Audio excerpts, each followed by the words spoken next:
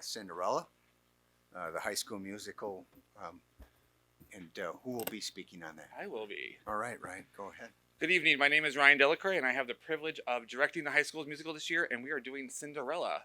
Just for the record, is a new version of Cinderella. It's not the Disney Cinderella. I have brought with me several of our students. Hop on up here, kiddos. And they're going to perform a couple of songs for you tonight from our upcoming show. They are seniors, Heather Derrick, and she is playing Ella. Libby Huber, who is playing Charlotte. And Via Grant, who's playing Madame. We have junior Ali Joba, who plays Gabrielle, and sophomore Silas Heisler, who plays Prince Topher. We also have our amazing music director, Miss Carrie Heisler, who's going to play for them tonight. Performances are November 4th, 5, and 6, and 11, 12, and 13 at the high school. And more information about the show and for tickets can be found on our district website. They're going to sing 2 songs for you tonight. The first one is between Topher and Ella, and it's called 10 Minutes Ago.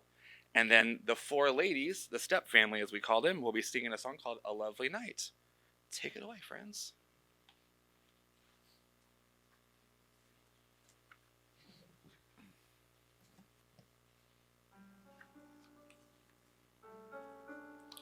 "10 minutes ago I saw you.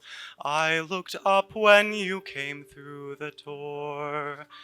My head started reeling, you gave me the feeling the room had no ceiling or floor.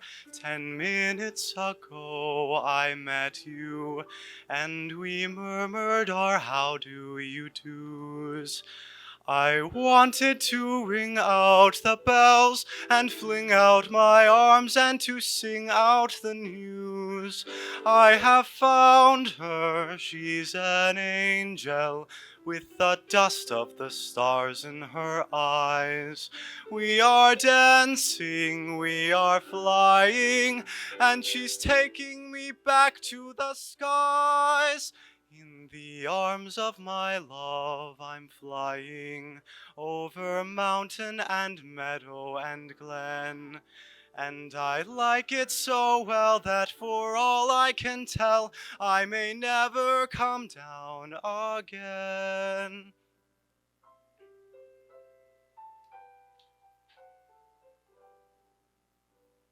"10 minutes ago I met you, and we murmured our how do you do's. I wanted to ring out the bells and fling out my arms and to sing out the news. I have found him, I have found him. In the arms of my love I'm flying, over mountain and meadow and glen. And I like it so well that for all I can tell, I may never come down again.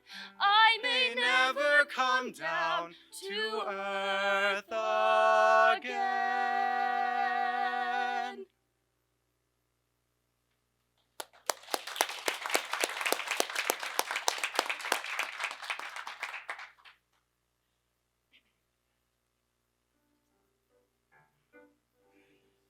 A lovely night, a lovely night, a finer night you know you'll never see.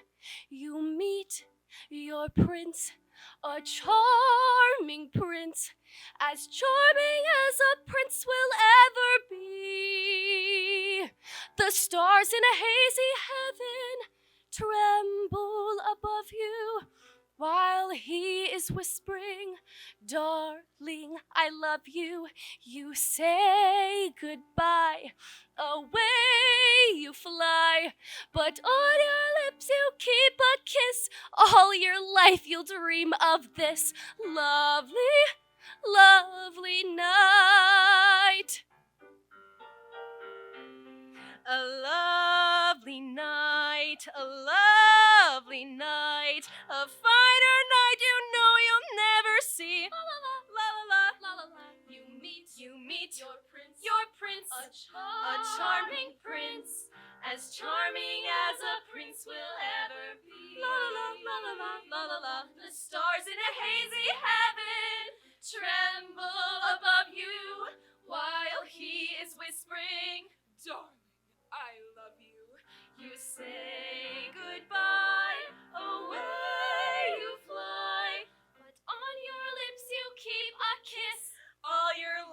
dream of this lovely, lovely night.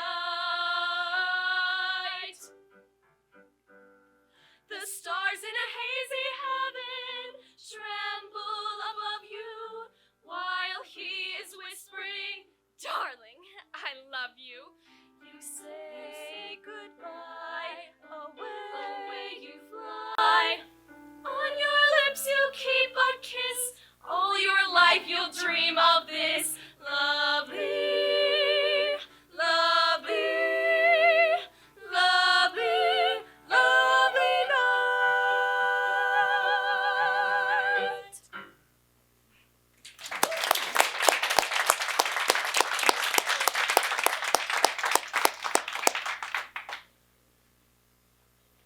All right.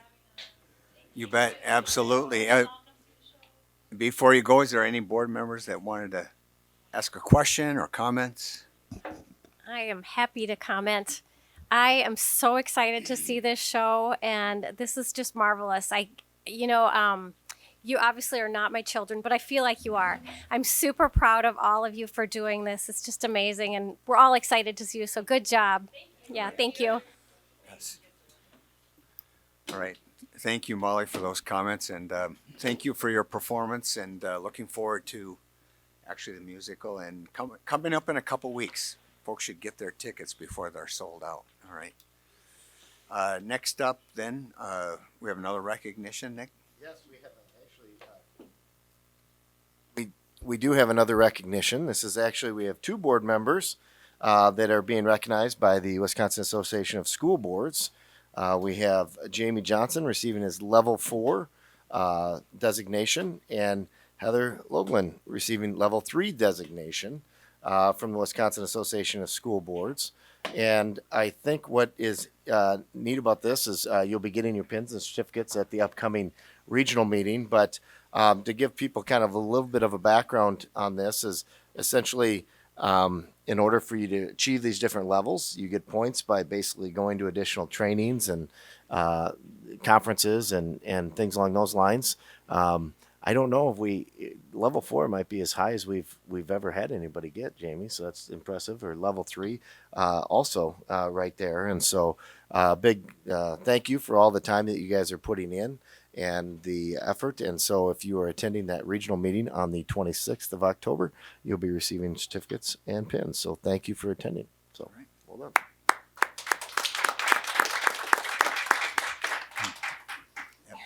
Congratulations, Heather, and I guess it is a function, I think, of being on the board for a while, and if you attend the regional meeting, I guess you get more points. So, all right. With that, we'll move on to the next. Mr. President? Yes. I think it's worth pointing out to folks who might be watching that if you were to decide to run for school board, the Wisconsin Association of School Boards provides a lot of opportunities to get trained on the stuff that, speaking from personal opinion or personal experience, you never thought you'd need to know to serve on school boards. So just to know that if there are folks out there who are thinking about it, there is a great resource with the Wisconsin Association of School Boards, along with our own administrative staff who are great orienting new school boards. So just good for folks. Yeah, to but know. Heather, you don't get points. With our administration, you No won't get points for meetings with administration. That's Right. correct. Okay. With that, we'll move on to the next agenda item, which is citizens' request to speak about non-action items.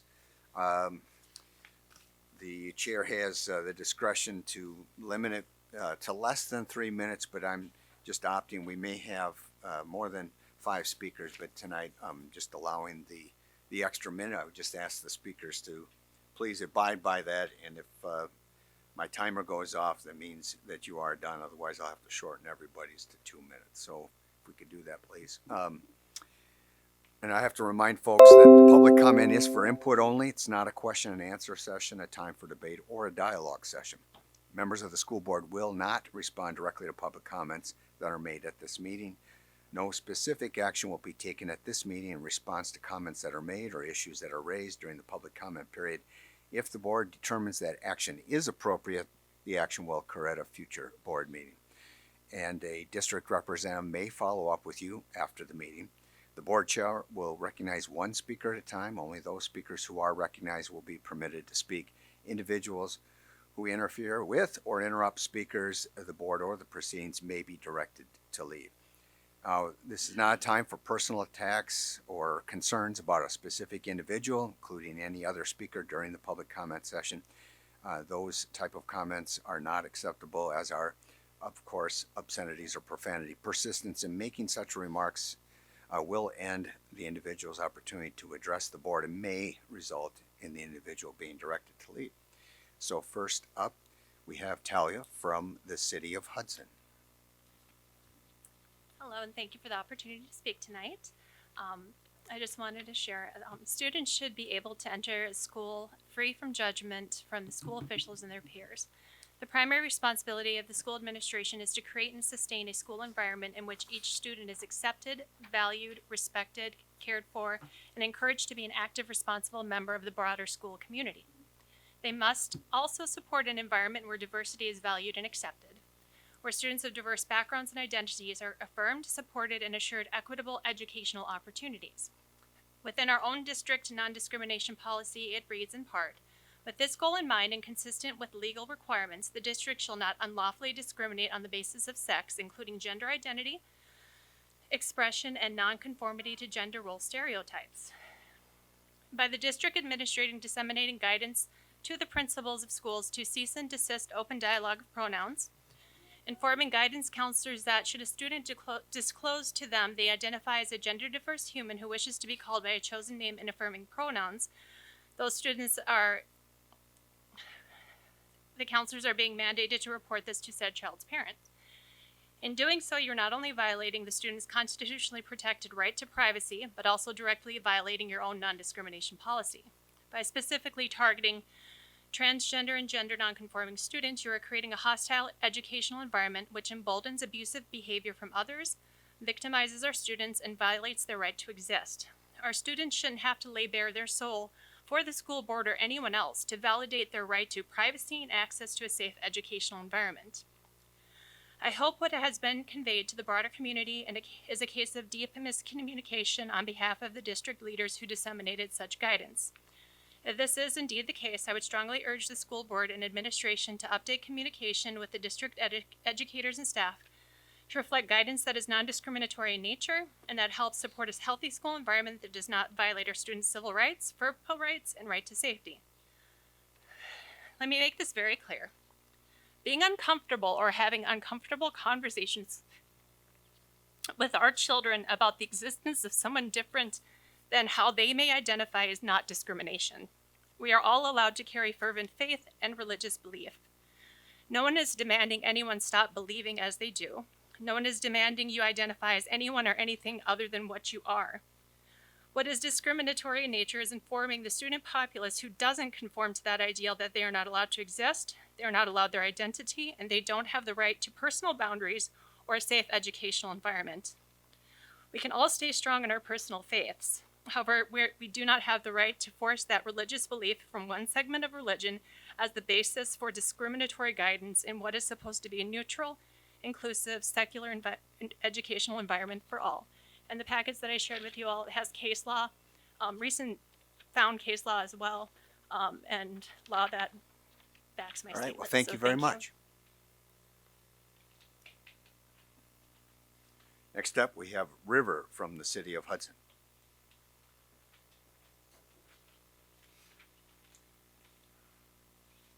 First thing I would like to say is I apologize for having to wear a hat indoors. The reason as to why I'm wearing a hat indoors is because of the risk of possibly being targeted and possibly being relentlessly bullied for being a transgender student at Hudson High. Let that sink in. Me, a student at Hudson High, having to hide their face due to safety concerns. As a student at Hudson High School who is medically transitioning, it was to say at least a big deal for me to notice at Hudson that they were including pronouns for once at Hudson High, because the school finally acknowledged that not every person is a heterosexual cisgender person. That people could use pronouns that weren't assigned to their biological sex. I'm at risk at Hudson High every day with the supposed legal rules that Hudson said will take place. The rules of teachers having to out their students to their parents. I'm not out to a parent of mine that's due to safety concerns, and with the rules that Hudson is implying, it make it it's least to say nerve-wracking for me to possibly be outed to this parent.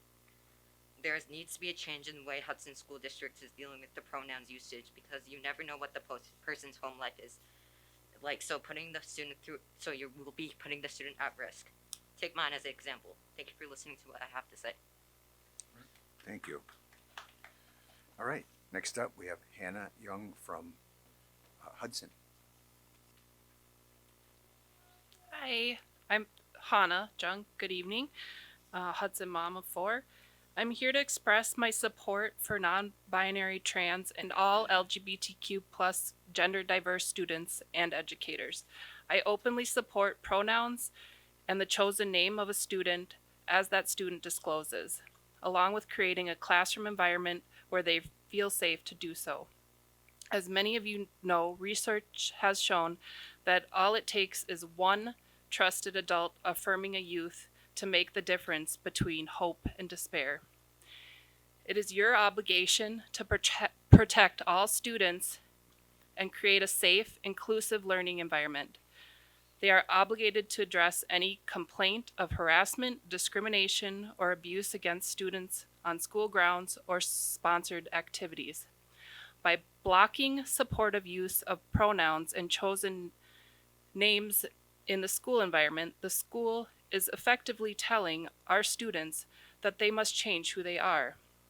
If it has not been addressed by now, I would hope that the Hudson School District will come up with a policy that is respectful and inclusive to all on this topic, so there are guidelines for new staff and educators. Our kids have the right to a safe educational environment, and I will not be silenced by those trying to deprive gender diverse students and educators of this. Thank you for your time. All right, thank you for your comments. Next up is Sue Katas of North Hudson.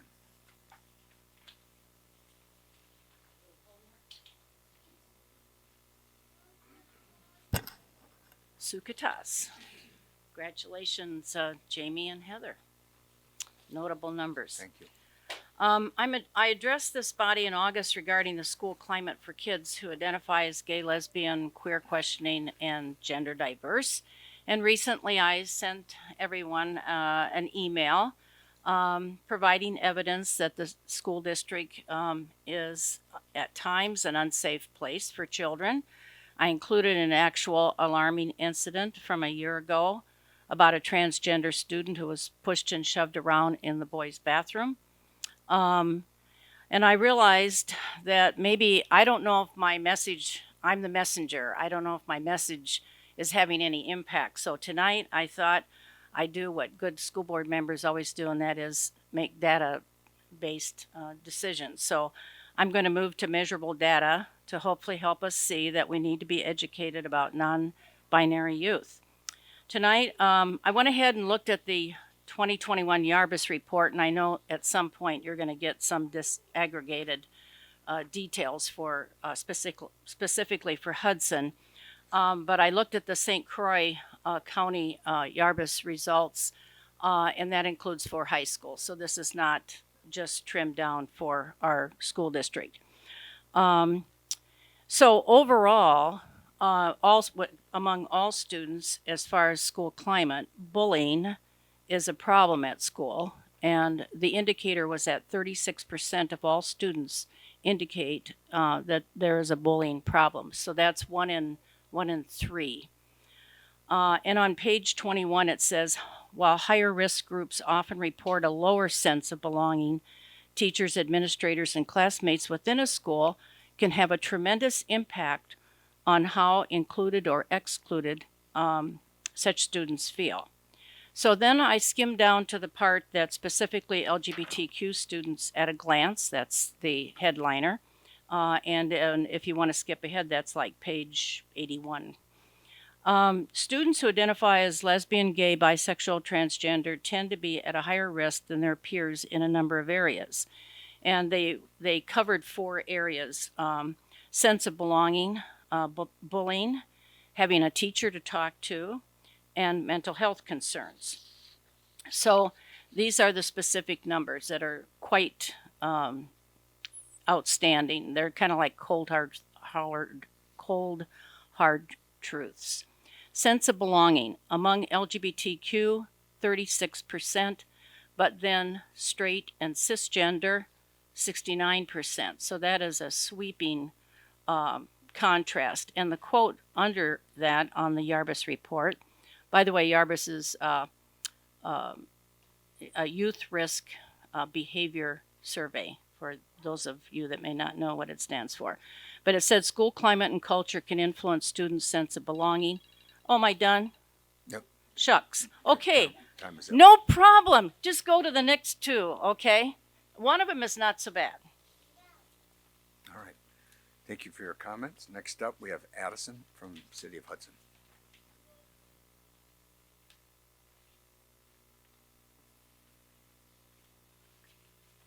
I'm going to be really quick because I'm sorry that they've been a little disruptive, but I'm Addison Filiatro and I live in Hudson, and I am here to support LGBTQ people and asking the school board to come up with a procedural policy so that teachers can consistently and equitably implement pronoun usage. You can do it in a private manner. It's so simple. It can be as simple as a Google form, train staff, and as a teacher, it's just nice to have an inclusive classroom.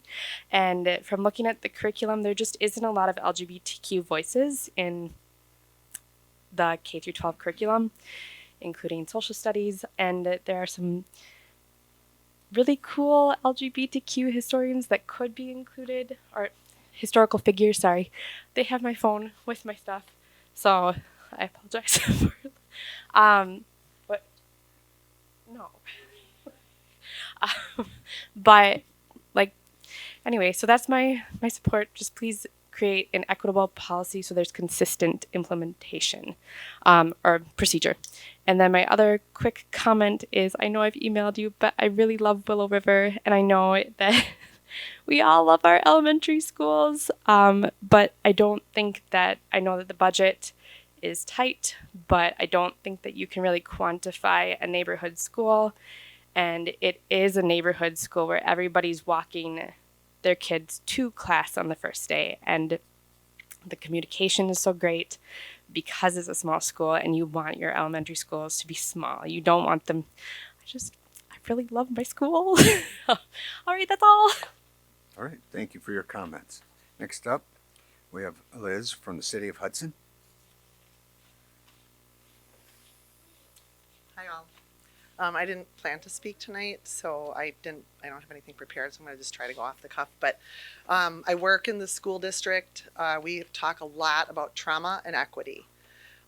We had a gentleman from UW Stout, I think in 2020, John Clem, came and spoke at the beginning of the school year about trauma and students who are living in trauma. And that was the most informative preschool meeting that I've ever gone to, and probably as a parent, the most informative thing that I've ever listened to, because he talked about, first and foremost, we don't get to tell people what trauma is. For somebody, they might make it through life-threatening experiences. For another person, it might be very mild according to us, but to them, it might be huge.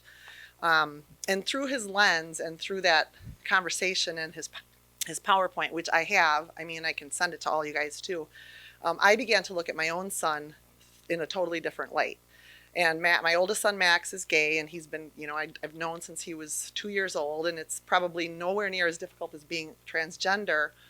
But I began to see his experiences in school through this trauma lens, and I realized that everything that was going on to him was foreign to him, but he tried very hard to fit in all the time.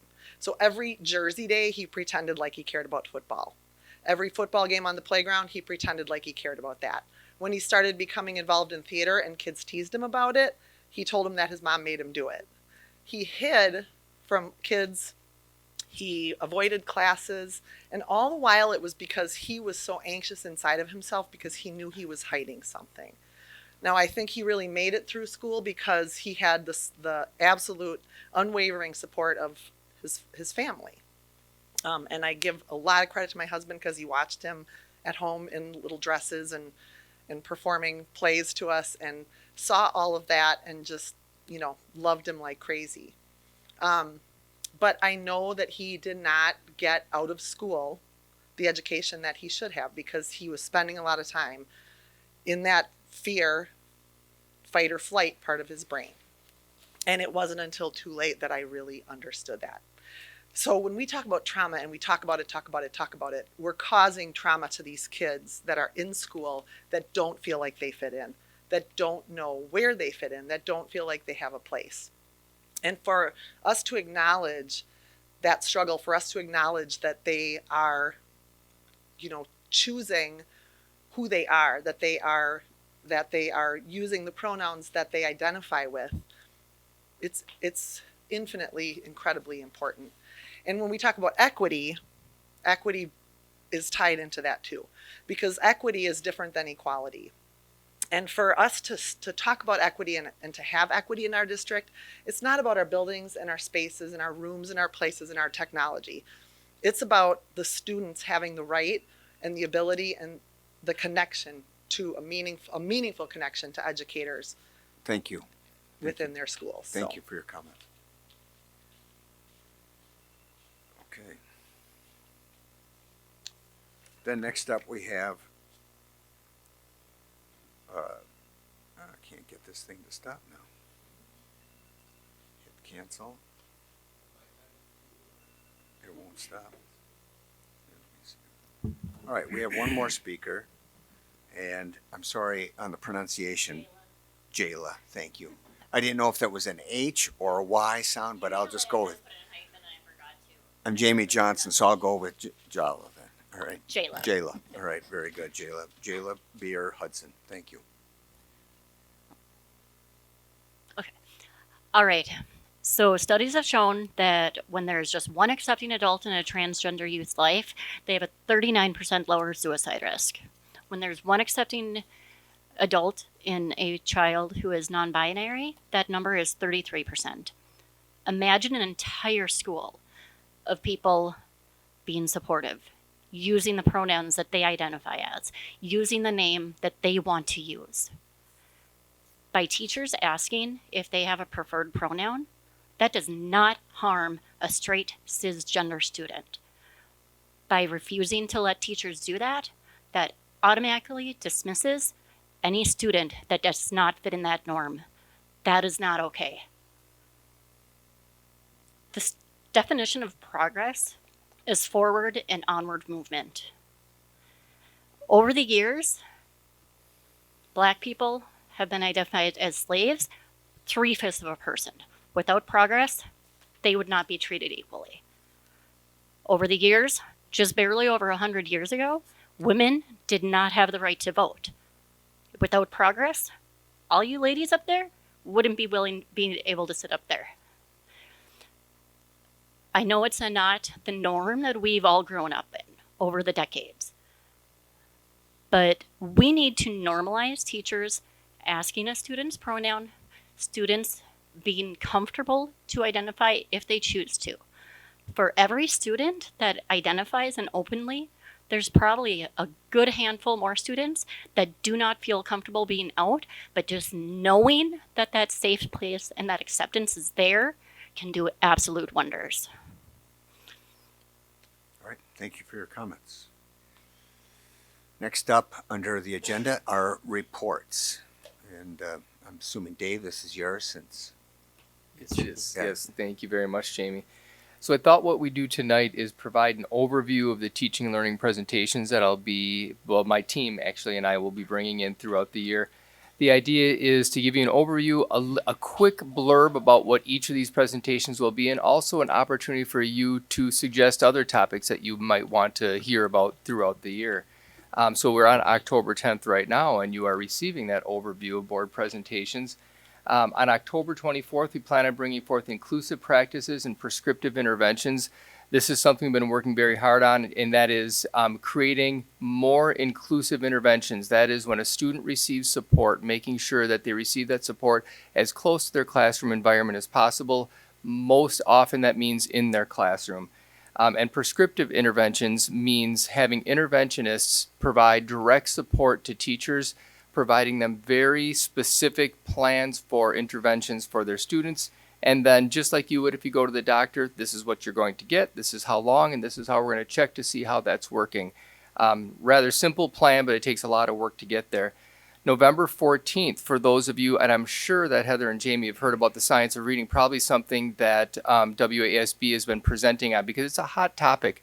Essentially what it means is that when we instruct reading, there's a lot to the very specific science and the steps that students go through when they learn the science of reading. We were super excited. We opened up a training program called Letters. It's a nationally renowned program for the science of reading, and we opened up voluntarily. The response was overwhelming. The majority of our primary teachers elected to be part of the first 2 cohorts in this training, and the training's going very well, so we'll be giving you an update with that. November 28th, we'll be focusing on the coaching model, and that's our primary professional development support for teachers, so you understand the model that goes behind instructional coaching.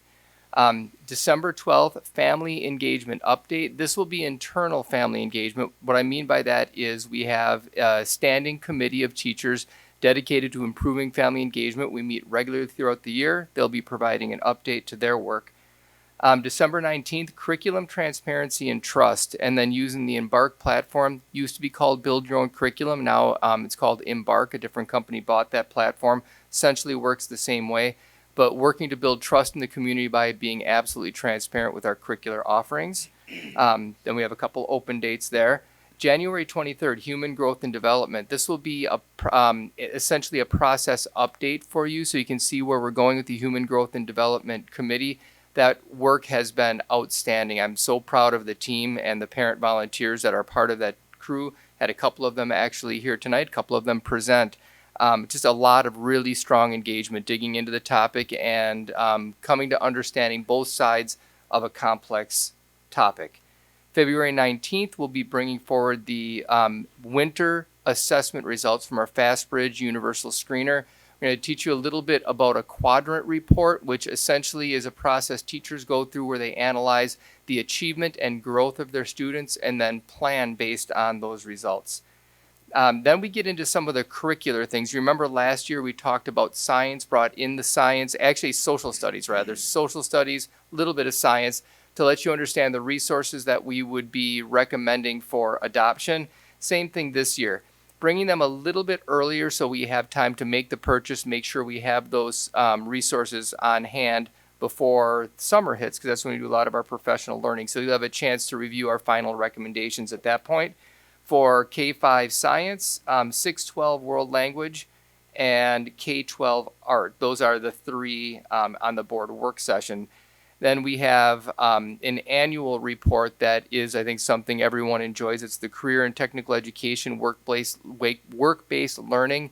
It's where we have Robin Rivard and Leslie Laskacek come in and share their collaborative work supporting all students as they transition out of our K-12 program.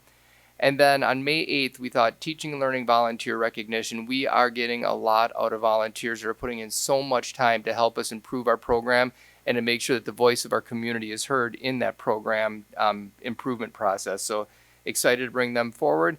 And then we have the year-end reports that we're used to. And then finally, academic standards notification, a little more perfunctory at the end of the year.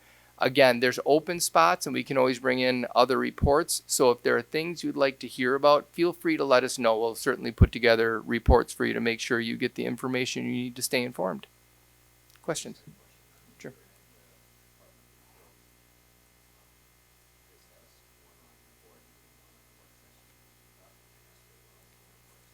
I think you are correct. Yeah, so that would actually move over to the May 22nd. Yep. Yeah, thank you, Jamie. I just want to clarify. No, I don't think so.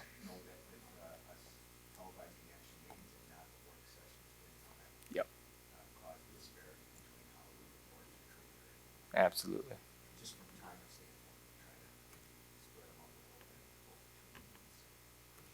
Look at that, done. Yeah. So Dave, and I'm sorry, maybe you clarify this, but am I right that the reason that we have in February, March, and April that we have those three curricula pulled out is because those are the three that are at that stage of review where we are selecting curriculum? Is that why those three are That's called out? exactly Okay. it. Those are, we'll always bring forward the phase 3 curricular areas because that's when we're going to be making decisions on resources. We'll have already established the priority standards, already established the outcomes and essential questions, enduring understandings, which are the really high level things. Then we're getting into the nuts and bolts and ready to actually write the curriculum. And that's, we think, is the appropriate time to bring it to the board so we can bring you sort of a full platter of what's been done to build the most effective curriculum. And could you remind me and maybe remind everyone, are we still using the My Curriculum online? Is there an online resource for parents or community members who want to go and look at any curriculum are wondering what is it that we're teaching? Yes, exactly. And that's the December 19th presentation. It used to be called Build Your Own Curriculum. It's now called Embark. A different company bought it. It is on the webpage. It's up and active. So at any point you can go there under the curriculum tab and see a full accounting of what we offer. Yep, thank you. So with this schedule for February, March, and April that Heather just pointed out, it looks like we have 2 areas for every grade that's being reviewed. And we're splitting the science so that the elementary is now in world languages for the secondary classes. Just curious why we're not doing science. That's a great question. We started the process K-12. The secondary just got a little bit ahead and we were ready to make that decision, so we brought that forward previously. So it's just, we usually start K-12, but depending on what the content area is, as an example, elementary English language arts takes longer, so that tends to get delayed a little bit. So just trying to balance things out. The other thing that plays into that is the budget. Some curricular resources are more expensive, so we need to balance that from year to year to make sure we don't have several really expensive implementations one year and then not the next. Okay. But these are all on basically 6-year cycles then? Correct. Okay. Mhm. All right. Any other questions?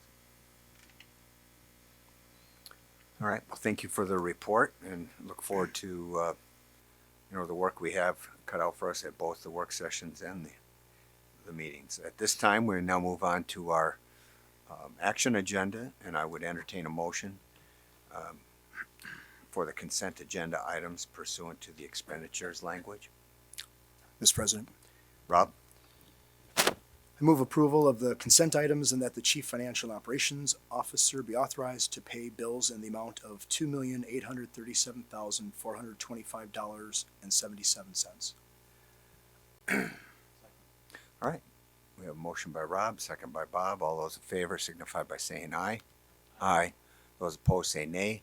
The ayes have it, and all the items of the consent agenda are approved, including the expenditures.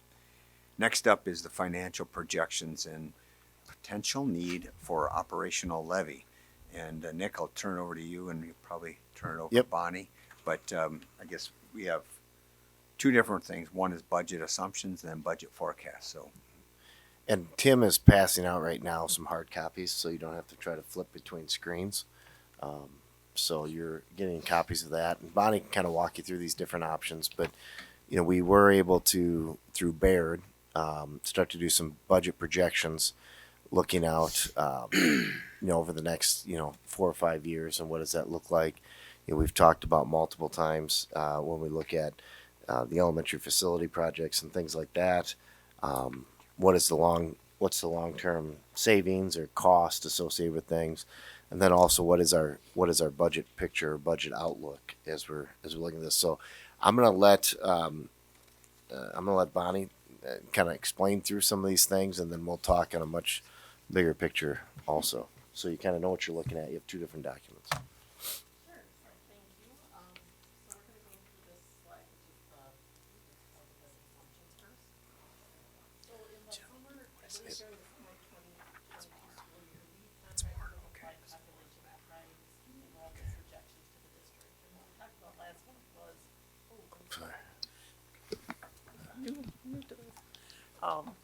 What we talked about last month was student enrollment is the main driver to all of our financial projections in the district.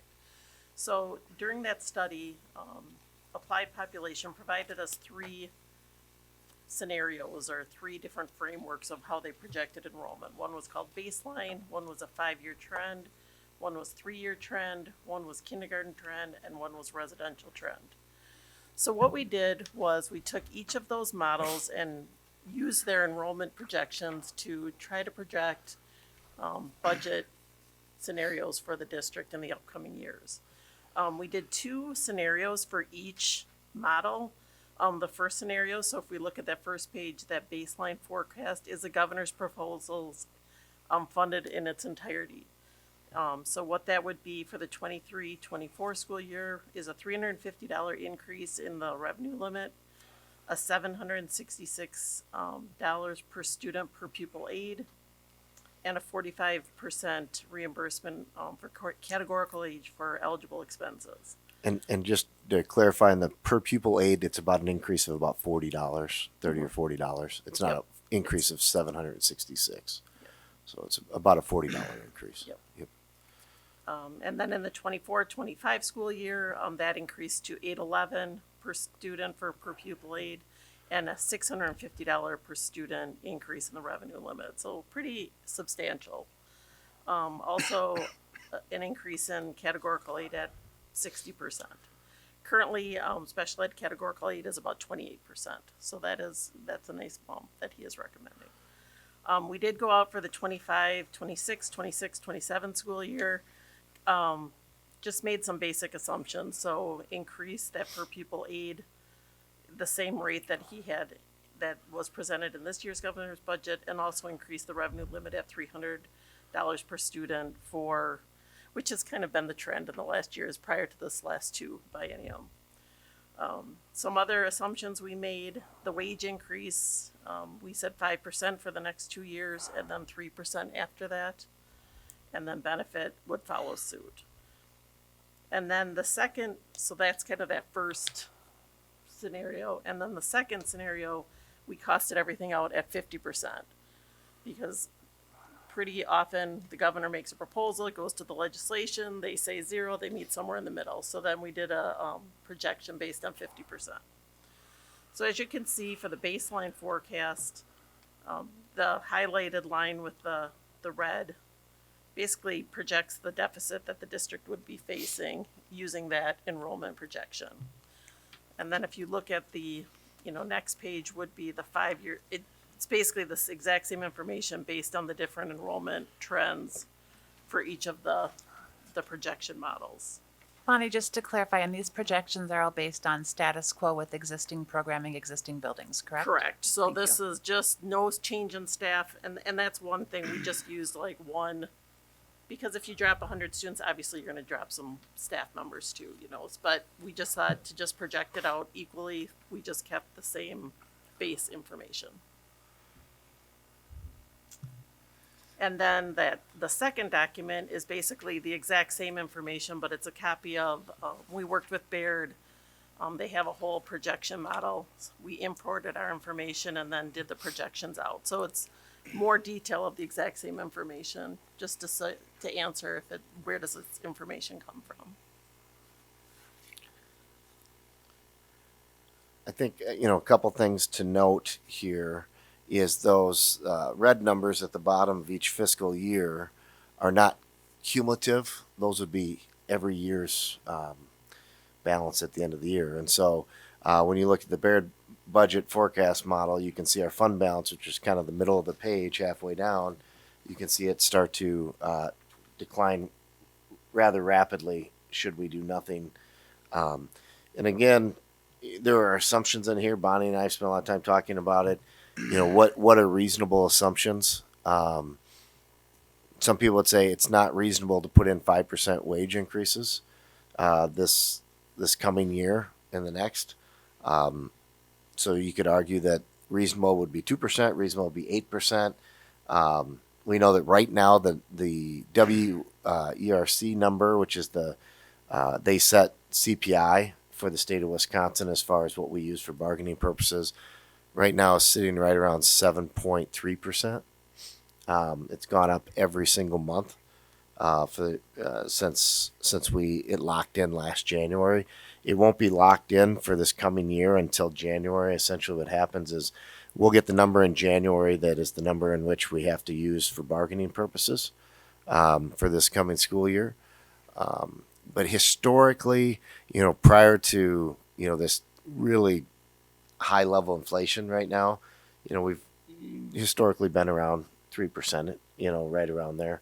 If the board does a board increase of 2% when you lay the performance systems on top there, it comes out to be about 3%, give or take. So try to be somewhat conservative in those estimates. And again, I think the DPI budget, which is created with the governor's office, it's the high water mark. So the governor's proposal at 100%, we would think is best case scenario. Now we could be absolutely,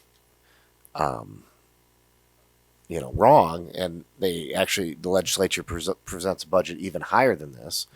You'd be shocked. But then we thought, we're not going to give the absolute worst case scenario, 0, because the likelihood of the legislature giving us 0 again is slim to none. I mean, just regardless of the outcome of elections.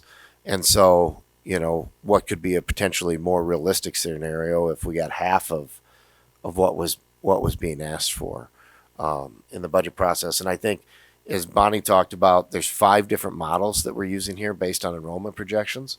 So we're looking at the baseline, like you said, kindergarten model, 3-year trend, 5-year trend, and then redevelopment trends.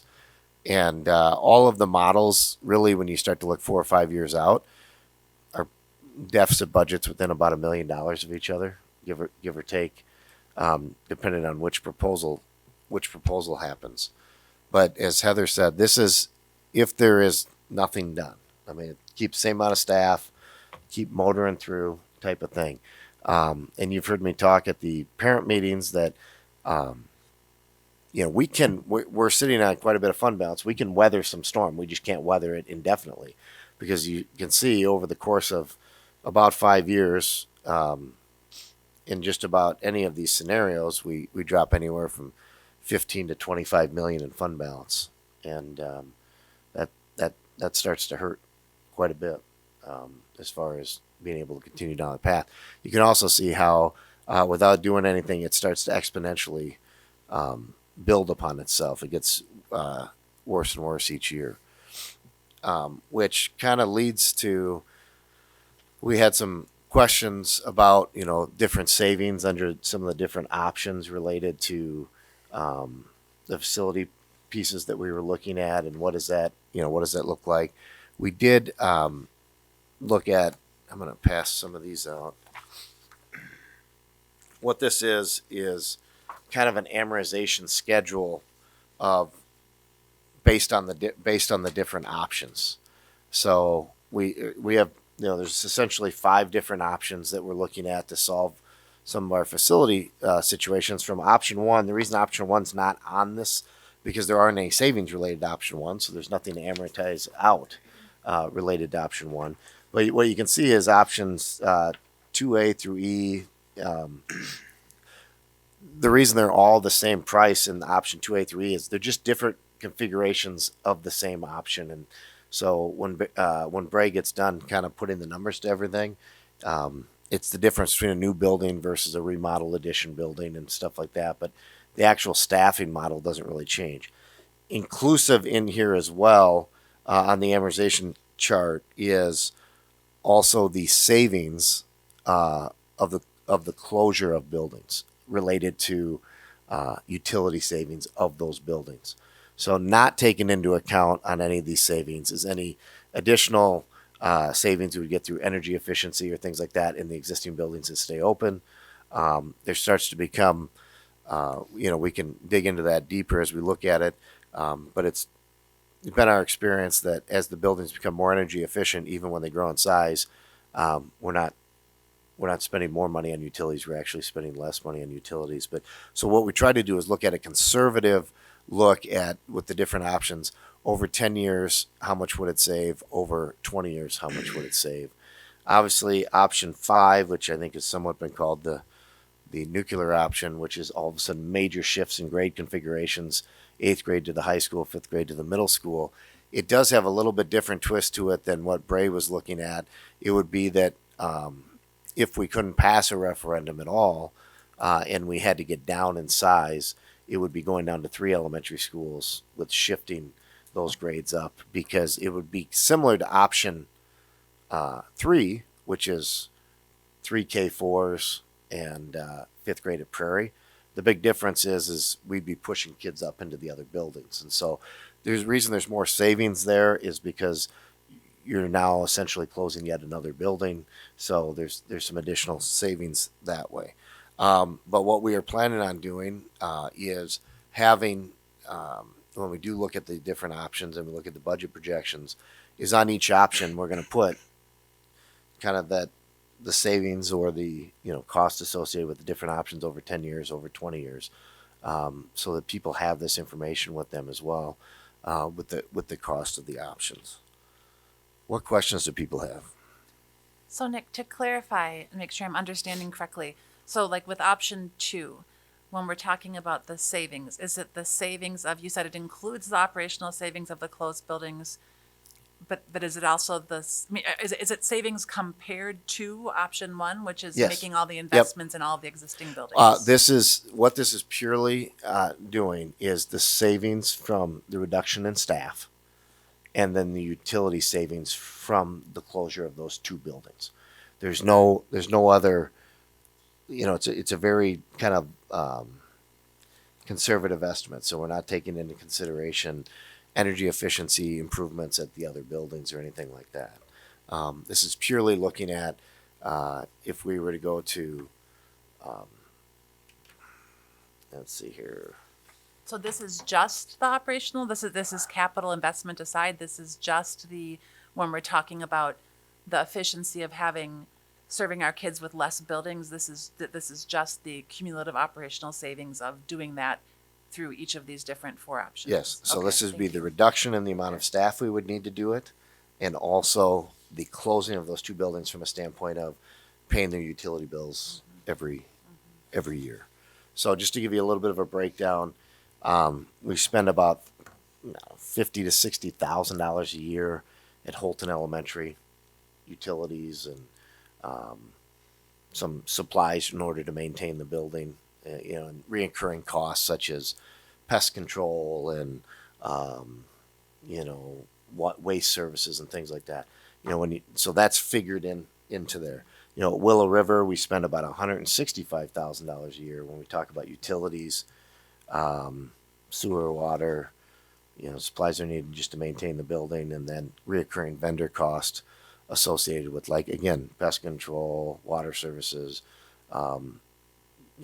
miscellaneous things. And then at North Hudson, we went and did that because if you do option 5, we had to kind of look at what that would be. Option 5 would be at North Hudson. It's an additional about $90,000 a year is about what we spend on utility cost in that building. So those are part of this amortization number. So as you can see, the savings at 10 years for the middle 3 options, basically the going down to 4 elementaries of something, saves anywhere from 32 to almost $35 million over 10 years, and over the course of 20 years saves anywhere from 77 to $81 million of operational costs. And this is maintaining all of our existing programming. So this is not cutting specials. This is not raising class sizes. This is not cutting counseling services. This is really implementing an elementary program based on the class size guidelines. Tracy's been working on a frequently asked question sheet coming out of the parent meetings. And one of the things is, will class sizes go up? I mean, yes and no. If you're at Holton and you're used to 14 or 15 kids in a class, then more than likely you're going to see a class size increase to closer to 20. If you're at, EP Rock or Rivercrest or Prairie, you may see class sizes staying about the same, or maybe dropping 1 student on average per class. So the one thing that won't go up is the class size guidelines, based around this model. And so one of the things that Bonnie also ran with numbers was kind of looking at, so what kind of operational referendum would we need on top of this? Rob's asked that question too. So basically, there's about a roughly a $3.2 million savings with most of these options. You take that off the deficit in 25, 26, and that tells you about what you have left that you're still deficiting at that point. You take it off, you take about the same number off 26, 27, and that'll tell you what the deficit would be projected for that following year. Again, there are other things. These budget projections are still giving people raises, trying to stay competitive in the market, trying to keep all the programming going. But I don't see a scenario, even if we get down to 4 elementaries, where long term the district doesn't need an operational referendum to go with the scenarios.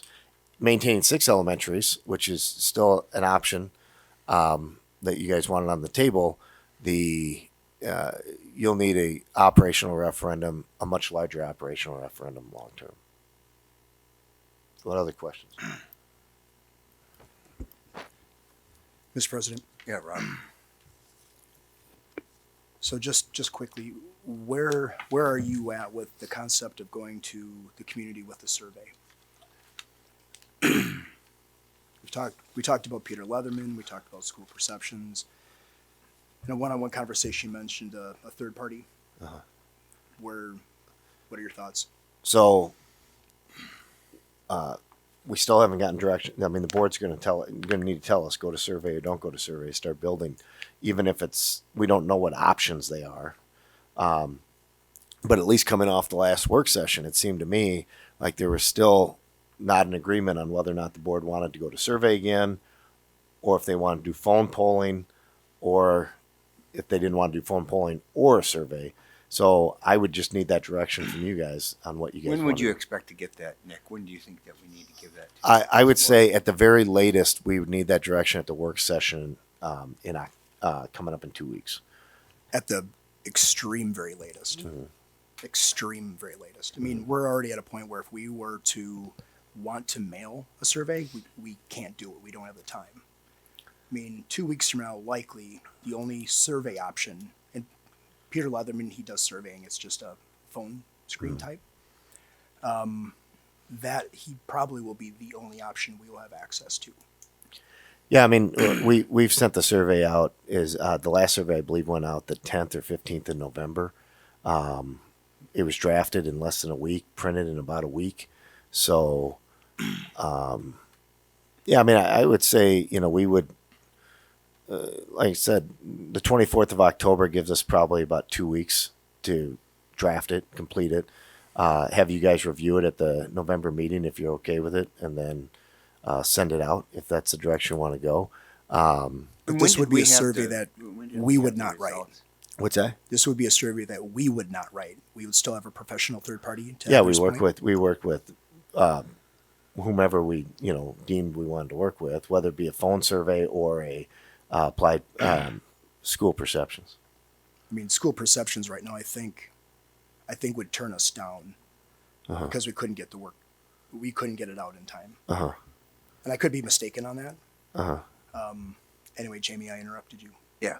Well, because it's not part of our agenda, and I want us not to get into, the logistics of the survey regarding the facilities, because that's going to be discussed at the work session.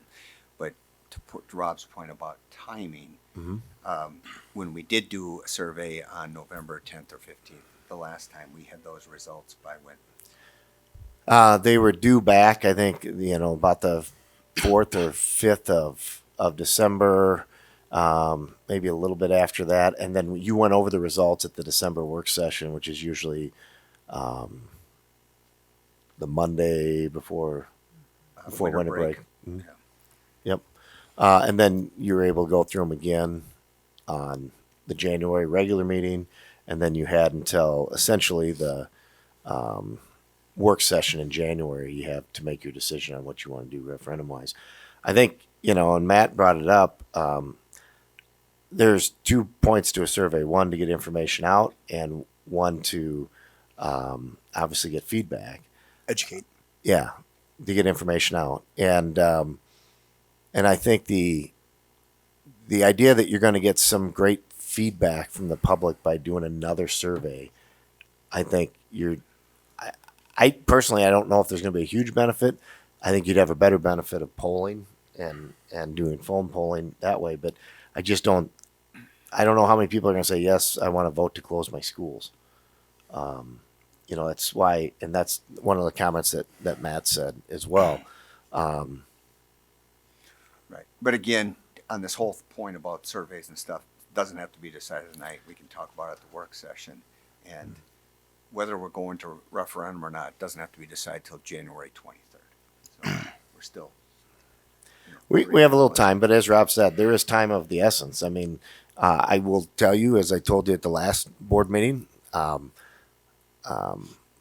my original recommendation was to go to 4 of something, and the board chose to keep 6 as a viable option. Eventually, you're going to have to get either to 6 is your option, or 4 is your option, or what 4, or whatever it ends up being. The longer we push some of those things off, the tougher it's going to be to kind of pull things together. I will say we have the community meeting on November 1st. We should have all the costs associated with everything ready to go. We do have a newsletter that's going out in the next 2 weeks, so it'll hit a week before that meeting.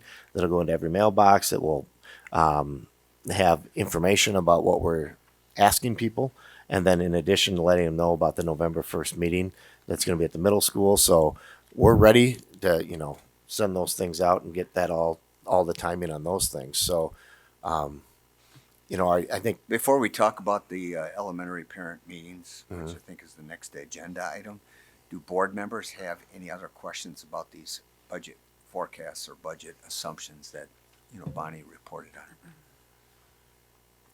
No, great work, Bonnie. I think where Rob's going with this is, to me, and I would tend to agree with this, is that once you start looking at these numbers, it's kind of obvious the direction we need to go. And I think as a board, we need to give that direction to the administration, to our architect, et cetera, to move forward. But rather than, continuing to delay that process. But I think that these budget numbers are kind of overwhelming. So maybe that's what's got everyone's cat's got their tongue about it. But I think it's, it's not looking real good. And I don't see how we could continue to operate 6 schools. I don't see how we can do that given these numbers. I think speaking to these numbers, what it makes me think is how important it is first that the community understand these numbers. And I think that's part of the challenge, is that these two things are interrelated. But my worry is, and I hear what you're saying about the sooner we move to 4, the more we're able to move ahead with a plan that is likely to be successful, if that's the direction we go. My worry is that if we don't spend the time sharing these numbers with a community in a way that they understand, we're going to end up with a community that does not think that we did due diligence and is not going to understand then why we're going to capital. I mean, so I feel like this has to be a really big part even of the community meeting on November 1st, is leading with, not leading at all with the capital part, but really leading with a 101 on school financing and why we're concerned, no matter what we do with our schools, why we're concerned, and then moving into kind of here are some options that we've been discussing, one of which is keeping schools open, but understand this is the context in which we're operating. Will the mailer have the financial data, or are we waiting till November 1st for that? The mailer's going out, By what, financial 2 weeks? data, what we're seeing here tonight? Or? Yeah, I mean, whatever we were planning on having for November 1st, you said a mailer's going out.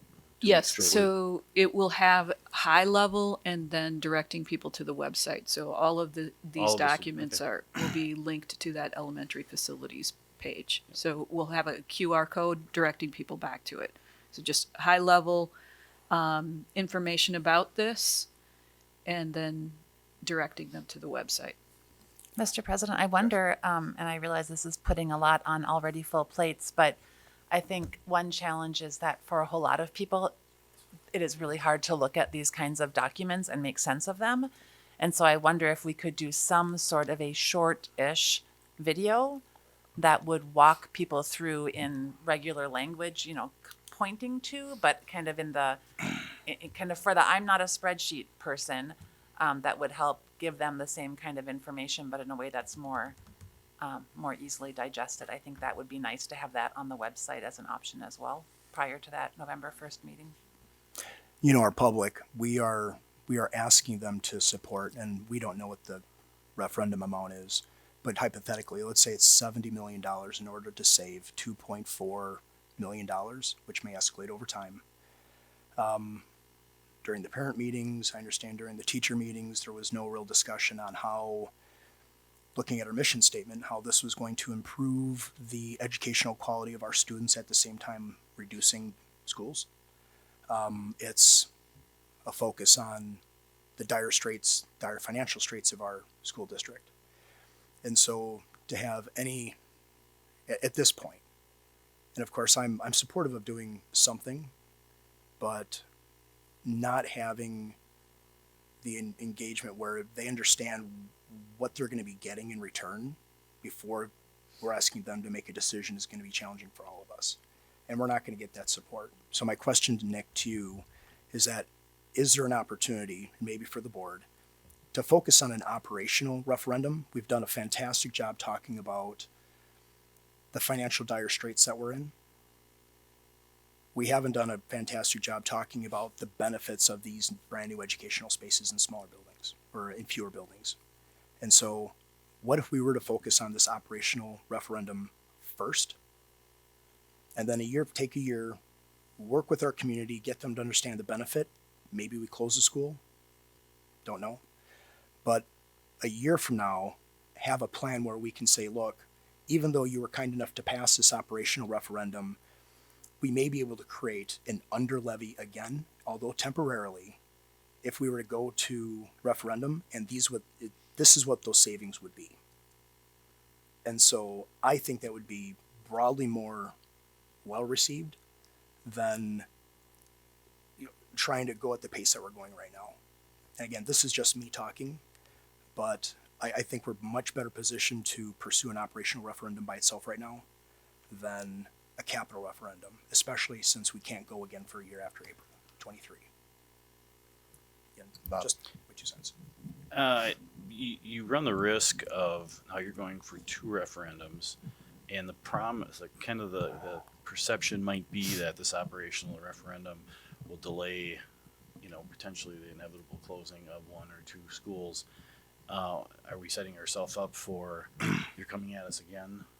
And the concern was there 2 years ago, and now you're coming at us again. But that's where the communication would come in. But we'd have to tell them what the long-term plan is and that we will be coming back another time for capital. And this is why, and here's potentially the benefit. We have to do a better job of, I think there's a lot of misinformation out there. A speaker said tonight about how, everyone walks to the first day of school at Willow. We know that's not true. It's just not true. About the perception that you're going to close some schools, you're going to have less teachers, without the understanding of, we're going to have less students, or we're ignoring the efficiencies that, make, or the inefficiencies that make Holton a concern not for Holton, but for the rest of the district as far as efficiency. So I don't know. I'm not in favor of multiple asks. I think we have to do our job. We have to get the information out there, and it is what it is. Just to clarify, Bob, you're not in favor of multiple asks in consecutive years or multiple asks in 1 year? Or just multiple asks, period? Multiple asks, period, but yeah. separate years. Well, I think that Nick was rather clear, and I think Bonnie's numbers kind of show it, that we're going to need an operational levy regardless of what we do with our buildings. So I think that we need to continue to move both forward at the same time, and again, have the public get to understand the numbers. I think that the notion that they can't understand this and we have to spoon feed it over a period of a year and a half I don't think it's accurate. And I think that an operational levy with a capital referendum is something that we should go for and then see where the vote comes out, because if we don't get either passed, we are stuck with making some real hard decisions. So that's what I think anyway. But Carrie, you were going to say something. Thank you. Yes, I would agree that we would be negligent not to address this now, and it's not just a savings of two and a half million. It's cumulative 70 or 80 over 20 years, and again, don't sell the public short that they can digest this and understand it. Emotionally, it's tough to hear, but certainly they're capable of understanding the numbers and understanding our situation. And if they choose to support 6 schools, that's something that we'll need to hear that they're willing to pay for. Mr. President, one thing that you said, Rob, stuck with me. About kind of leading with the fiscal crisis, and it does make me think. We have a lot of communication to get across. Maybe we need to be even more intentional about leading some of these conversations to what we're committed to maintaining for our students. Because I think, that's really the challenge we're presenting, is that we want to maintain strong specials. We want to maintain small classroom sizes as defined by our classroom guidelines. Maybe to lead with we want to keep what's good here in Hudson, because the paren is we're not going to be able to do that if we don't do something financially, right? But I think maybe to be really intentional about communicating that up front. And I do think the both and, the capital and operating, it's obviously an oversimplification, but there's your mortgage and your budget, right? There's the home you choose to live in, and there's what you spend every month. And if you have a significant change to your family income, again, simplification, you look at both. You look at, can we afford to keep living in this home that we love? And what changes do we need to make to our income and our expenses in the meantime? So I think it's that both and so it feels like what we're saying is, this is what we want to maintain for our kids here in Hudson, and to do that for the long term, we're going to need a two-pronged approach. We're going to need both some operational savings, and even with those savings, we're going to need some levy support, and we're going to need to look at what we're spending on our mortgage, on our capital pieces. But I think that's I would agree. I worry that they're so interrelated that while I hear what you're saying, Rob, I worry that disconnecting them almost then feels disingenuous. Like we have to be able to present them as two parts of it's the mortgage and the monthly budget outside of the mortgage. It's not one and then the other. And certainly don't want to be, disingenuous, certainly as a board, as we represent ourselves to the public. The concern that I have is that we don't have enough information, nor have we even thought about starting to communicate what are the things that are going to be better in the remaining schools that will help our kids. It's all of the conversations so far have been about our financial needs. We'll get to the parent conversation here in a second, but I had heard from the teacher meetings that the conversation was their takeaway, that districts in dire financial situation, you're closing 2 schools and teachers can't do anything about it. Well, I think that'd be an oversimplification, but I don't know what else to tell you. Every projection we have shows massive deficits. Yep. So whether people like it or not, or they want to hear it or not, or they're upset about it or not, we have to make adjustments to how we operate. The only way we can make adjustments to how we operate without having a significant impact on the educational delivery model in which we deliver is to have fewer facilities. It is what it is, and people can be mad about it, they can be upset about it, but at the end of the day, we can maintain the same level of educational experiences for our kids in 4 buildings, whether you have remodels, new builds, or existings, is what we have now. Continue to push this thing down the road, we can't guarantee that. Yeah, And maybe that's something, when they're saying what benefit are the 4 buildings, maybe that's something, if they're so tied to 6 that they don't want the same programming and they don't want the same class sizes. So that'll be a decision or a discussion that comes out November 1st. If specials aren't important, if, maybe class sizes of 30 to 35. And that's what we'll need to hear. I guess my point, and Nick, certainly you delivered the message that you had to deliver. That you did as well as you could have done in those meetings. I guess my point is that it would have been wonderful to have had Bray at a point where we had schematic design at a high level, so we could say, this is what these 4 buildings would look like. Here's where special ed would be. Here's potentially what a classroom would look like. Here's the flow. Positives versus resting on solely the adversity of what we're contending with. Give some of our parents that are actually losing their neighborhood schools, something to be positive about. Yeah, we would, and Bray absolutely would like to do that too. We just can't do that with 19 variations, because we're trying to keep, that's how many different variations we technically have with these 5 options, from priority 1 and 2 type of investments to full build outs to new buildings. And so we did have some high level schematic design last year with Wold that they presented, which were primarily boxes on paper, but that very detailed part of the drawings comes, and it came at the high school time with the secondary space after the board determined the option they were going with. That's when you saw the potential plans that Bray came up with that we used during our referendum meetings. It was not at this stage in the game.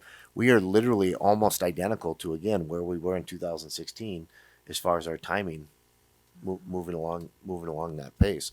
We have been talking about facilities and the elementary facilities for over 3 years. This isn't like, a new thing.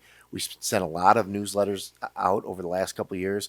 We sent emails out recapping our facility committees last year.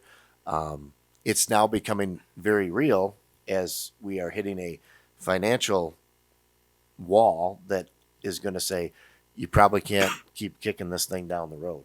Something's got to give. Kate had something, I think. Yeah, I just wanted to add my 2 cents, I guess. 2 things that I don't know if I've gotten a clear answer for is the priority 1 and 2 that I see in this summary that we sent out last time, or that we had at the meetings.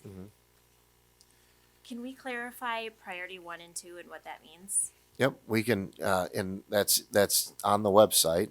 There's a definition of priority 1 and 2, and it's actually broken down by each building. And then I sent you guys both the full report, which was I think 70 some pages, and then I also sent you guys a summary report that breaks down those priority 1 and 2s and what they entail. But I can resend it if you'd like. No, I'd like it just in simple terms for people who are watching today. Priority 1, from my understanding, is like roofs, heating, boilers, roofs, right. Electrical. It's things you have to do because eventually they're going to fail on you. So priority 2, though, is where I have a question, because from what I can see, that's having equitable space in each building. That would be more your priority 3s and 4s. So priority 2s would be then move into your kind of like flooring, painting, some of those upgrades that you're going to do, because when you come in and redo a space like the mechanical systems and spaces, it's a pretty big investment in that space. That's why you would then do some of those secondary things that are listed on there. So, for example, it wouldn't make sense to come in and do all new lighting in this room and then come back 3 years later and do all new ceilings, and have, it'd be kind of, if we're going to do all the lighting and we're going to do all the electrical in this room and we're going to sprinkle it, it would make sense then to put in the new ceiling tiles and those types of things. So that's why 1 and 2 tend to go together a lot. When you talk about 3 and 4, that's when we're starting to talk about moving walls and starting to get flexible classroom spaces. We're talking about, some of those types of kind of how we deliver instruction. Basically, if you think about priority 1 and 2, as Matt described at the last meeting, it's basically things are going to look the same, with the guts of the buildings upgraded and potentially, maybe new carpet, maybe new paint and new ceilings, but not necessarily, the building's not going to function any differently. It's going to function like it always was intended. And that's what's kind of laid out in those things. Okay, and then my other question was, we haven't put a cost to each option yet, and for me, that is big picture, and that's something that I definitely feel like I need to see in order to make. Absolutely, and they're literally going to cost out all 19 options. Okay, and that will be ready when? That should be ready for you guys, I would imagine, by your work session on the 24th for you guys to review. So that's about a week before everybody else. Everybody else has it on the November 1st meeting. And then my last comment is that we got all of this feedback from these meetings, and Tracy wrote it all up for us, and I've looked at a lot of it. My concern is that we are moving quickly. I'm not sure that we're taking this feedback and saying, maybe running some of these numbers that people are, or ideas that they're giving us. Any for example that you think like we're not? When I heard a couple people saying, let's look at closing the admin office and closing one of the schools and run those numbers, just so they can see what different ideas are and feel like they came to the meetings and gave ideas. So going felt heard. to 5 instead of 4. Is that what I'm hearing you say? Elementary wise. Okay. Yeah, I mean, we can. That would be additional options. So I guess that would be the question I'd have for the board. When you're looking at the feedback, is it that you're getting feedback on these 5 options, or are you looking for even more options for us to potentially look at and price out as we work our way through this? Just before we talk about that, I guess, are we done talking about the budget forecasts and the assumptions? Well, Anybody have any questions on that? Does anybody feel our assumptions are, I guess this would be a good time, does anybody feel our assumptions are not reasonable? I just have one question. On the amortization at the top, you have rate of increase and then 1.05 and then rate of increase 1.03. Is that making an assumption about the bonds that we can get and the rate? Nope. What does that So mean? really what that is it kind of coincides with what you see the assumptions on the budget stuff is if, we would hope that inflation would start to get under control, hopefully in the next 2 or 3 years, and we'd be back down to some level of normalcy in that 3% range. But we also know that it would be really hard for us to think that we're going to be able to operate as normal over the next 2 years, given the current environment. And so that's why those 2 years are kind of set a little bit different. The other piece is the first 2 years in the amortization schedule are not part of the schedule. Those are because you're not getting any of those savings because we haven't made any changes to our configuration. So it's an amortization, but it's an amortization not for a bond. It's No. for an amortization Of cost. Of costing. Okay. Amortization of cost. Okay, that makes more sense to me. But that's savings from regarding the facilities question, which is different than the report that Bonnie gave, which is on the budget projections and assumptions. And I guess my question to that, Bonnie, is, and I know that we're asking you to do a lot here in these projections, and we probably need some projection from a political scientist to say what's going to happen in November, because that's going to have the biggest impact here. But these appear to me to be potentially optimistic, I guess, in the sense of only 5% wage and benefit increases for 23, 24, and 24, 25. Now, maybe inflation is going to get shut off like a spigot, but even if it tapers in, it's likely to come in at higher than 5% for each of the next 2 years. But I know you got to start somewhere, and so I guess we're being hopeful maybe that it will get back down below that. Yeah, I mean, we had a lot of discussions and we went back and forth each way.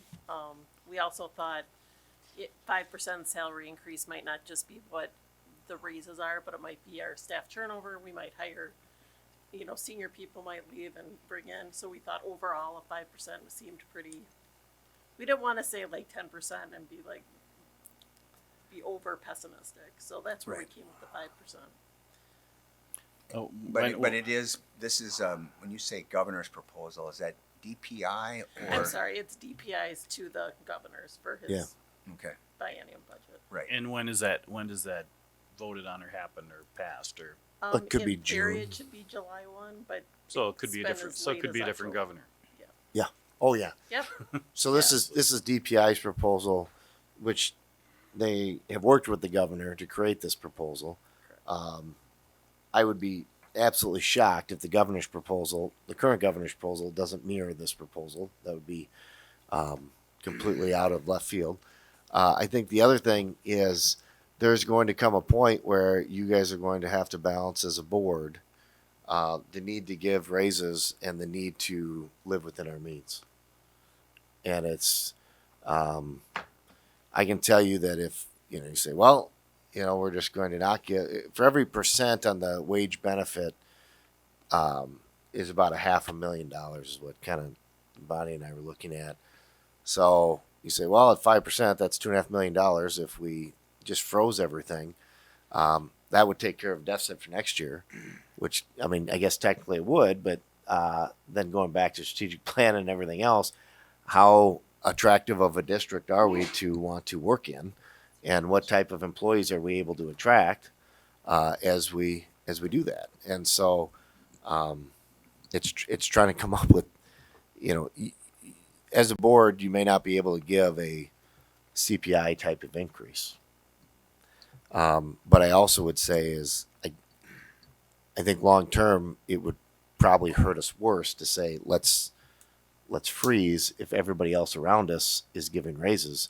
It's going to be very difficult for us to attract workforce. So that's where that 5%, more than likely, that CPI number is going to come in potentially 3 or 4% higher than that 5%. It's just, I don't know how we would go to the public and say, hey, we're going to give 8% raises and we need an operational referendum. But I also don't know how we go to our staff and say we're going to freeze your pay in times when it's, 8 and 9% inflation. It's. Well, and I think that's another one of those things that, as we're leading off with what we want to keep doing in this district, to be leading off with, we want to be able to attract and retain good people. And while that doesn't mean giving the highest raises of anyone in our region, we want to be reasonable. It also means that we want to be competitive because we don't want good staff to leave because we're not acknowledging them. And so I feel like that's part of that, setting the stage for the positives, what we are committed to, before we start talking about the cliff. The other assumption, Bonnie, if you could address that you have for this forecast, because you're only going out basically 4 calendar years beyond our current budget year. And that is 5% equalized valuation growth. And we know that cumulatively over the last 3 years, it's been closer to 30%. And for this forecast, we're assuming 5% for 4 years, which is cumulatively about 20%. Yeah. So my question is, what if instead of a 5% assumption that our equalized valuation growth continues to go closer to that 10% per year? What does that do then to our state aid? So it's not going to do anything to your revenue limit because that's purely based on enrollment. But a really good point is that it's going to reduce your equalization aid because the higher value behind every pupil is going to reduce your aid. And you're already in negative, or we are already in negative tertiary aid. So as that value keeps going up, we will lose more aid for every dollar we spend. And I think the thing is important people understand is that really is determining our mill rate. It's not it doesn't help our budget by the district's value growing. It doesn't actually help our budget because the budget is set, as Bonnie said, number of kids times what we get per pupil. That sets our revenue. Now the blend, whether it's coming in state aid or property tax, is in there. But we could have 40% valuation increase and our revenues will not go up. They'll hit these targets. But the reality is, if our enrollment figures don't match valuation growth, then we end up losing aid. Correct. And that's been the trend for 4 years.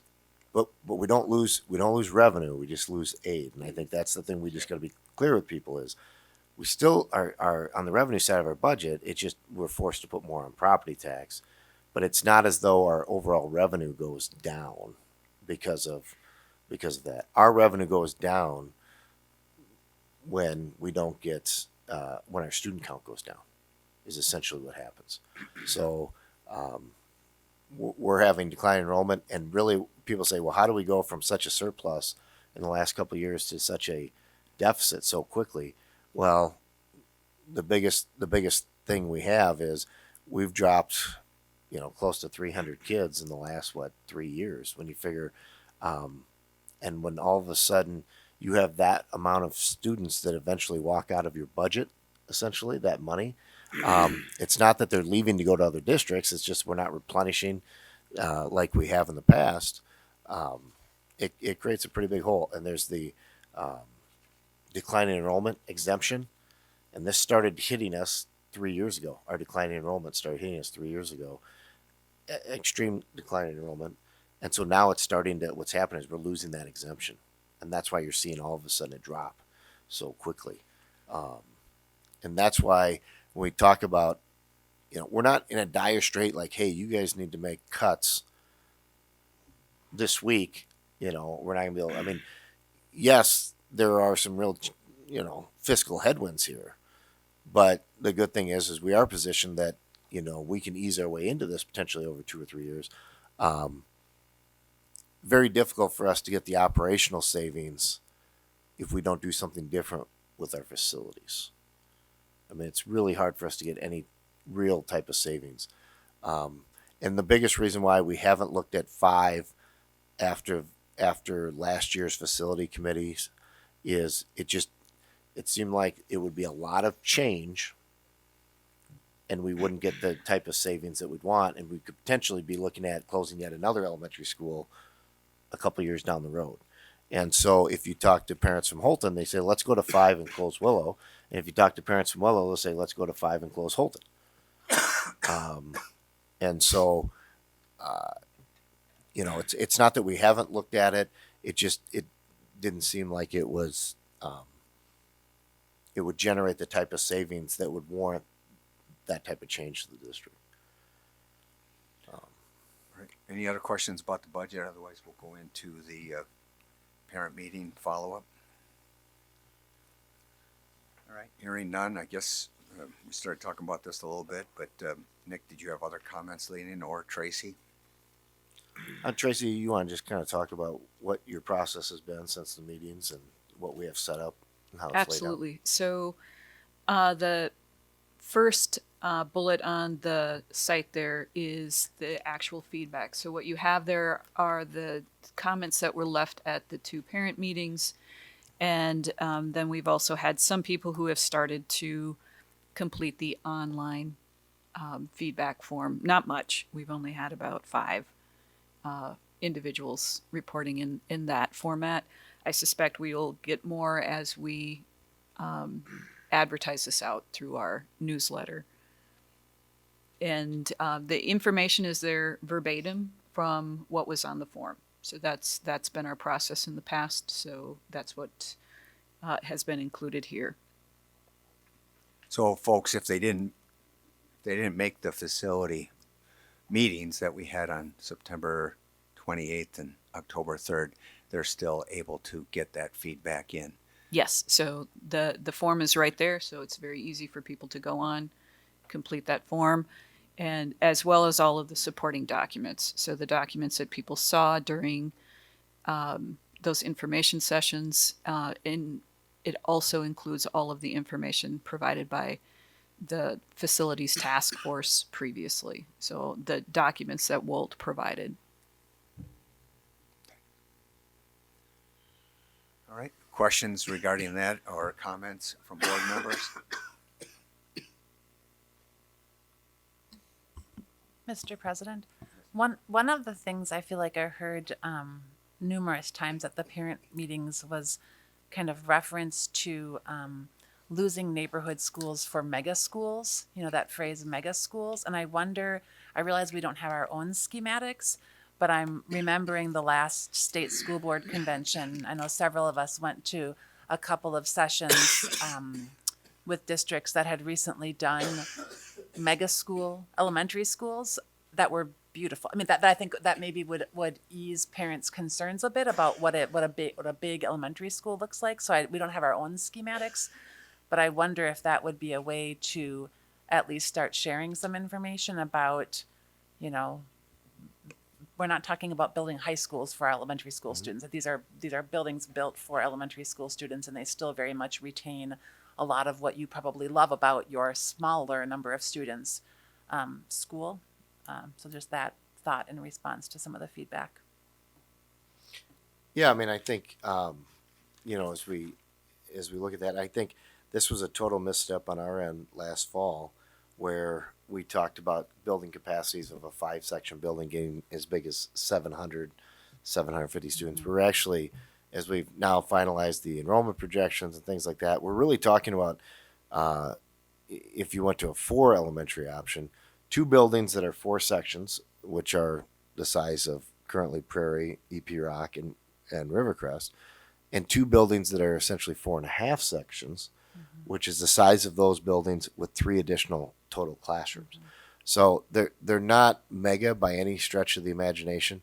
They also, when you look at our enrollment, you're probably at the very, very high end. Maybe you're going to hit 550 students. Prairie currently has, I think, 510, 511 in it.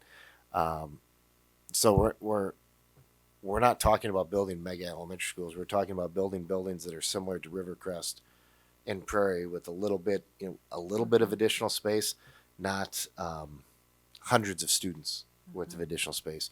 And I think that was, something that last year was probably not conveyed very well, either by us or by our consultants that we looked at that. I have gone through and I have looked at the comments and the feedback as we look at, what questions do people have. I don't know if the board has had the opportunity to look at these different components, and there are a lot of great questions on here. Even people have asked, why not move the 9th grade down into the middle school, 6th grade back into the elementaries? The somewhat simplistic answer would be we're not looking to try to reduce space. We have plenty of space at the high school, and our goal is not to just put kids in buildings just to keep them open, type of thing. Our middle school, we're in a good spot with the middle school. We're in a good spot with the high school.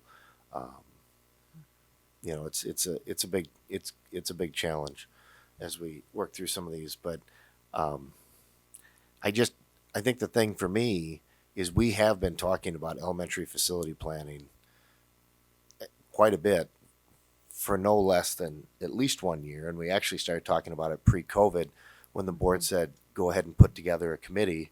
And then it was about to start in March of 2020, and we tabled it basically for a year. So I think the reason it's going to feel kind of rushed right now is because we are in decision-making mode. We do have to start making some decisions. I think the other piece is some of the information that goes out, or the level of detailed information that we put out when we did our last referendum, is that a lot of that happened once a decision was made on the direction that we were going to go. That's when you started to see the renderings that Bray put together. You started to see more space programs. When I say space programs, not NASA-like space programs, but like what does the building look like? What does the footprint of the building look like? And things along those lines. Even if we get it down to a few options. But I mean, what other types of things or what other types of feedback are people hearing out there, or even from the parent meetings, and the direction to move forward? I think one other thing I would like to see us respond to is this perception, and I think it's a misperception, that if the last enrollment studies were so wrong, why are we trusting these numbers? I've heard versions of that, and I think we saw it even in the feedback, kind of this subtext that when you wanted to build a new school, you told us enrollment was going up, and now, so I think that if there's a way that we can communicate and remind folks, here's what the last projection studies said, here's what we've actually seen, because I think there's some distrust out there about these numbers that we're sharing. I agree. I think people that look at, well, you condescend to building this big, huge high school. Well, that high school was a disaster before. It had problems. We addressed it, or the people on the board. I wasn't on the board as a member, but that was a responsible way to take care of a concern. And we're not going to have another concern with that space for quite some time. Certainly wasn't overbuilt.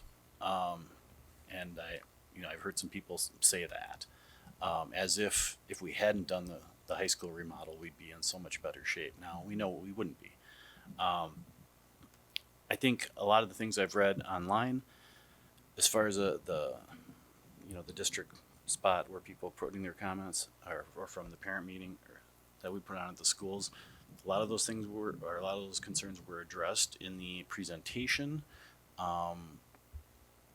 and meeting with parents after at the tables talking about it. I think the people that were there taking part in it have a much better understanding than of the needs than what we're saying are the concerns than their questions show, because they did have time after they filled out those forms to talk to board members and Matt from Bray and Nick. I don't know if Nick feels the same way on that, but. Well, Nick, can you just address what Heather raised as far as the perception about the enrollment projection, prior one being quote unquote so far off or wrong? Mm-hmm.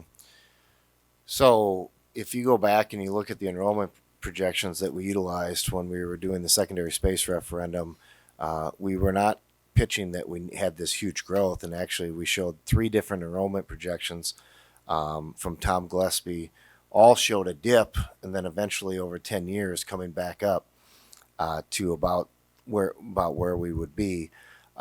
So I don't believe we sold that, and I know we also were very clear. I know I was very clear that we would be back to the public in the next 5 years asking for money for the elementaries.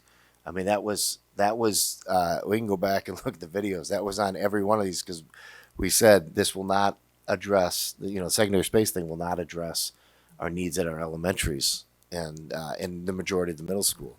So, just the fact that enrollment projection, it had kind of 3 different, models of growth and ways of looking at it, but the one that was pessimistic happened to be the one that ended up closer to what actually happened in the last 7 years. Yeah, and I think nobody predicted back when we had that. Nobody predicted the pandemic, and the just total shift in our student enrollment. And so now the new projection has taken that into account. Because we're down those kids, and so we, if all of a sudden the pandemic doesn't happen and we haven't dropped 300 kids in a matter of the last 3 years, our financial outlook looks a lot different. But I think when you couple that, not only the pandemic, but you couple that with also what we've seen housing values do over the last 3 or 4 years, 5 years since we went to referendum last, I don't know if anybody predicted at that time that housing values would give us, the ROI or the rising cost that they have over the last 5 years. I think there are very few people that thought that would happen, especially after how badly everything crashed in 2008. I think most people thought things are going to be a little bit more tempered.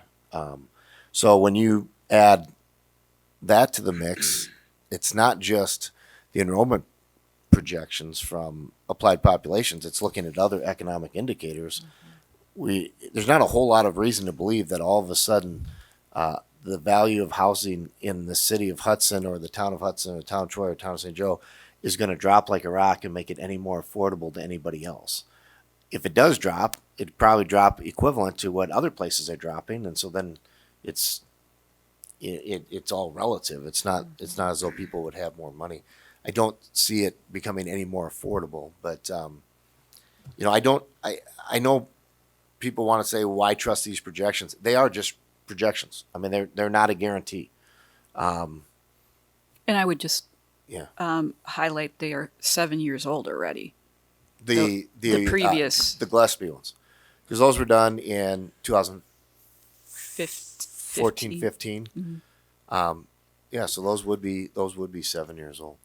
But we did use those projections when we put out the survey last fall. We had those same number. We used literally the exact same slides from our survey in 2015 for last year's. I think part of the reticence or delay in accepting those numbers, whether that's a current delay because of the survey we just, or the projection we just got, or the one that was from 7 years ago, is similar to what I experienced when I went down to Madison this last weekend for a WASB. I'm on the State Policy and Resolutions Committee, and we have our name tags, and they say, "Oh, you're from Hudson," and we started talking about facility issues. Everyone has their facility issues, and I said, "Yeah, we've experienced some big decline in enrollment over the last 4 years," and they were like, "What?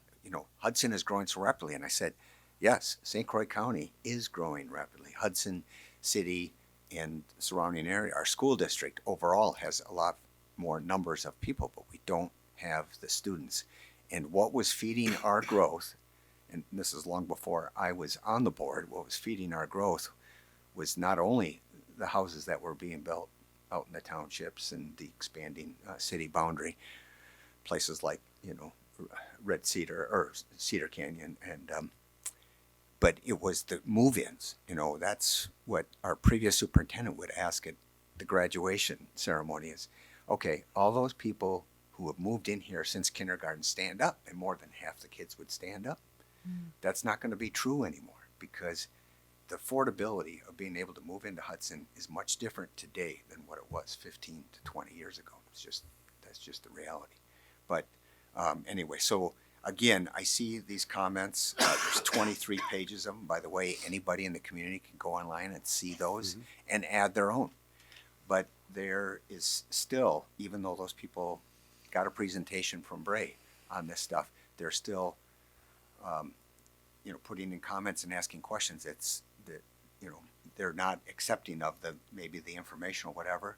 It is going to be a challenge in communications, but I think we have to continue to communicate, and that's what we're going to do with the mailer that's going to go out. That's what we're going to do with the November 1st meeting, and it will be a continual process. We're not going to have 90% of the community all educated and up to speed, and then be able to take a vote on how things are going to happen. That's not going to be probably even happen for April, let alone try to do that before our decision on January 23rd. So is there other comments on the parent meetings that I think all of us attended at least one, and some were there for all four, so, or three or four, so. Jamie, just one other thing I'd call out, because I see it in the comments and I definitely heard it at the meetings, was just this real appreciation for and concern for our staff. I mean, yes, we don't want to lay off staff. And even beyond that, just the creating culture is really hard. Whatever we do, we need to make sure that we are really being intentional about caring for our staff, because and I mean, I believe, and some of the parents that we're talking believe, we have really good staff. They will create good culture even in new configurations and new buildings, and they're going to need support to do that. So just to be really mindful that transition is hard for families, can be hard for kids, but that it's also hard for our staff, and to make sure that we're mindful about that wherever we land with this process. Yep. Other questions? The hope is that out of all this, you're going to develop a kind of a frequently asked question.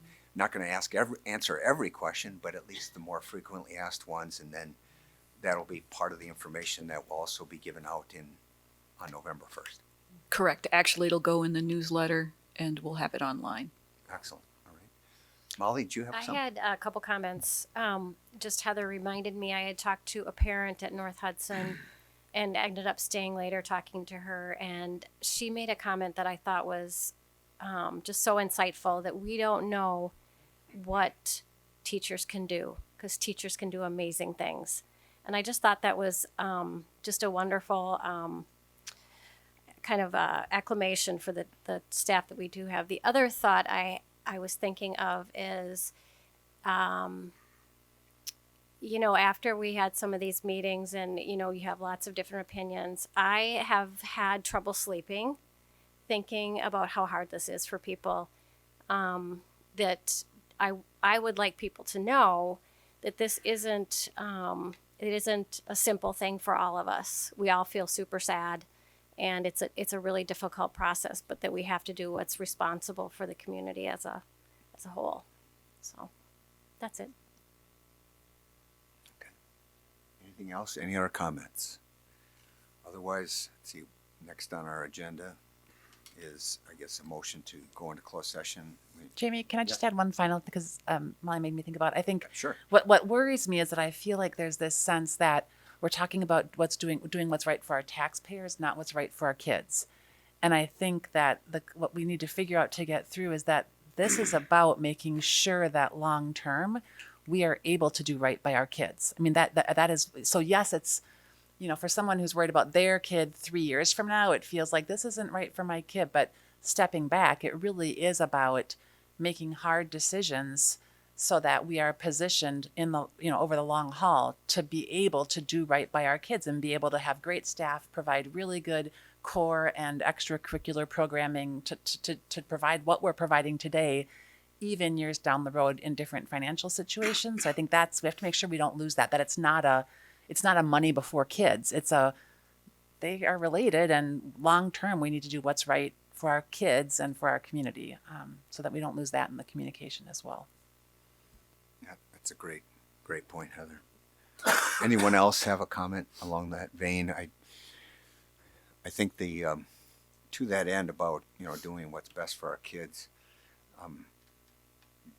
it's all about a perception. I remember when we did the rebounding process, there such involvement and interest in it because everyone seemed to have a vested interest in their school. And it actually made me feel good because everyone loves their schools that their kids go to.